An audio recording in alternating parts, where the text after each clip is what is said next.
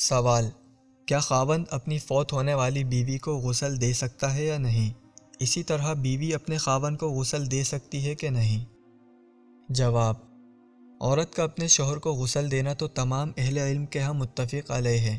علامہ نظام الدین رحمۃ اللہ تعالی لکھتے ہیں، عورت اپنے شوہر کو غسل دے سکتی ہے جبکہ موت سے پہلے یا بعد میں کوئی ایسا امر واقع نہ ہوا ہو جس سے شوہر کے نکاح سے نکل جائے، مثلاً شوہر کے لڑکے یا باپ کو شہوت کے ساتھ چھوا یا بوسہ لیا۔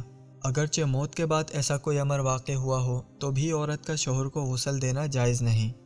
یہ تو تھی عورت کی بات، لیکن مرد کسی حالت میں بھی عورت کو غسل نہ دے۔ آپ یہ مسئلہ فتویٰ عالمگیری جلد 1 میں بھی ملاحظہ کر سکتے ہیں۔ شوہر کے انتقال کے وقت چونکہ عدت وفات پوری ہونے تک نکاح باقی رہتا ہے، اسی وجہ سے عورت اپنے شوہر کو غسل و کفن دے سکتی ہے، اور عورت کے انتقال پر شوہر مثل اجنبی کے ہو جاتا ہے۔ علامہ علاء الدین ابو بکر بن مسعود کاسانی حنفی لکھتے ہیں، شوہر کے لیے عورت کی میت کو غسل دینے کی اباحت نکاح سے مستفاد ہے، تو جب تک نکاح باقی ہے یہ اباحت باقی رہے گی، اور عدت ختم ہونے تک نکاح باقی رہتا ہے۔ اس کے برخلاف جب عورت فوت ہو جائے تو شوہر اسے غسل نہیں دے سکتا، کیونکہ نکاح کی ملکیت ختم ہو جاتی ہے اور محل نکاح نہ ہونے کے سبب خاوند اجنبی ہو جائے گا، پس اس کا عورت کو غسل دینا جائز نہیں۔